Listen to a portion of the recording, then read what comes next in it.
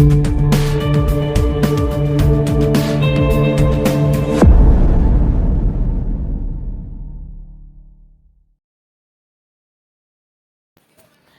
सांग मैंने केमती अच्छी आशा करुँची आपण मैंने बहुत ही भल थे मु तो बहुत ही भल अच्छी आयुष भी बहुत ही भल अच्छी एक्चुअली मुझे गोटे रेसिपी शेयर करने को चाहूँगी आयुष ये कांदुची तो मुझे शोई सारा पर आपण मानक रेसिपी शेयर करी तो मुझे बिना प्याज रसुन माने कोबी आलू आउ पोस्त तरकारी शेयर करी आपण मैंने यटा को भात सहित भी खाई पारे आ रुटी सहित भी खाई पारे तो आयुष तो सेपट को अनेई तो आयुष बाबा देख टे पटे आयुष बाबा तो ताकू बहुत निद लगे तो मुझे शोई सारा पर मुझे शेयर करने शेयर करी आपण मानक कौन केमती कौन बनाऊँगी आपण मानक शेयर करी तो चलन देखिए कौन कर तो ये आगे कोबी की तेल रे टिके भाजी दबा एक्चुअली कोबी केमती छोट छोट पीस करके धोईकी रखी थी तो ता देहरे टिके लुण ऐड करवा हलदी गुंड टिके ऐड करवा तो आलू को छोट छोट पीस करके धोई देकी रखी तो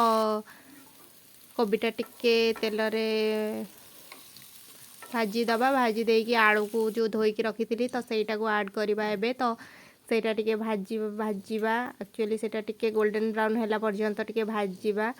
तापरे मसला पाई मु एठी रेडी करिछि टमाटो काटिकी रखिछि तो एठी काजू आउ पोस्त आउ बादाम तो रेडी करिछि आपण माने राग अनुसार लंका पकेबे तो मु एठी गोटे लंका पकाउछि बेसी लंका पकाउनी तो एठी टिके जीरा पकाउछि तो यहाँ टिके धोई देकी मसला करवा तो ये गोटे माने गिनारे तो पानी रखी एठी लंका गुंड टिके देली तो हलदी गुंड देली तो तरकारी अनुजाई मुझे ऐड करुँची एठी लुण भी टिके ऐड कली तो ये जीरा गुंड टिके ऐड कली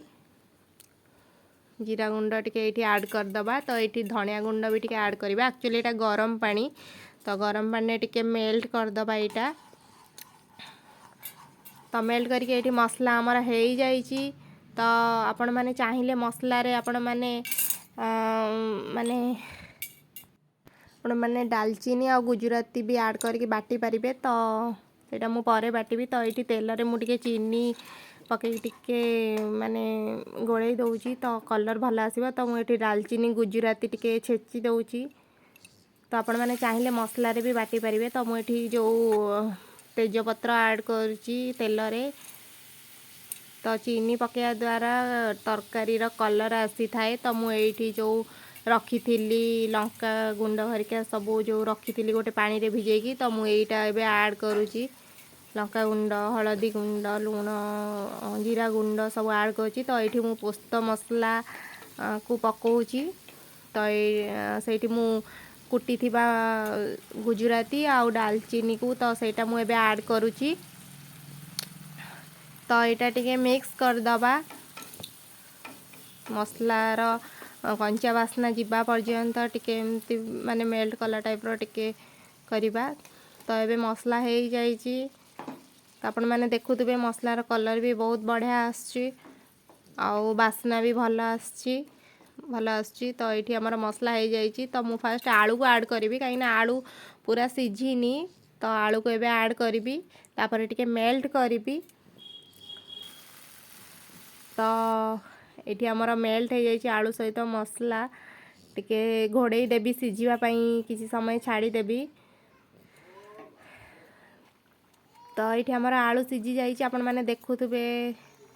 कलर भी भल आसची तो ये टिके कस्तूरी मेथी भी आम ऐड करवा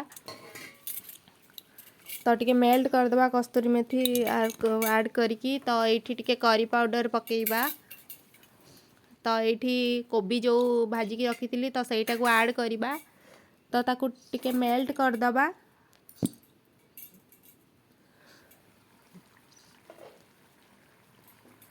तो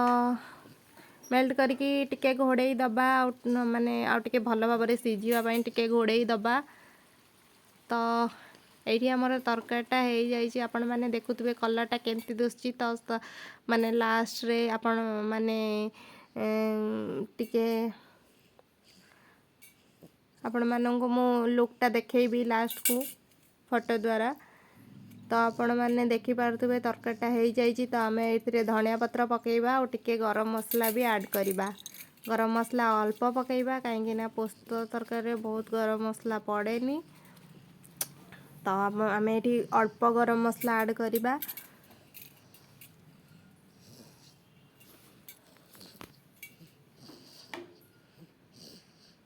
ତ ଆପଣମାନେ ଦେଖୁଥିବେ ତରକାରୀଟା କେମିତି କ'ଣ ଲୁକ୍ ହେଇଛି, ଆପଣମାନେ ନିହାତି କମେଣ୍ଟ ଦ୍ୱାରା ନିହାତି ଜଣେଇବେ। ତ ଏଇଟା ତରକାରୀର ଫାଇନାଲ୍ ଲୁକ୍। ତ ଭଲ ଲାଗିଥିଲେ ନିହାତି ଲାଇକ୍, ସେୟାର, ସବସ୍କ୍ରାଇବ୍ ନିହାତି କରିଦେବେ। ତ ଏଇଠି ମୁଁ ମୋ ବ୍ଲଗ୍ଟି ଏଣ୍ଡ କରୁଛି। ରହିଲି, ଜୟ ଜଗନ୍ନାଥ।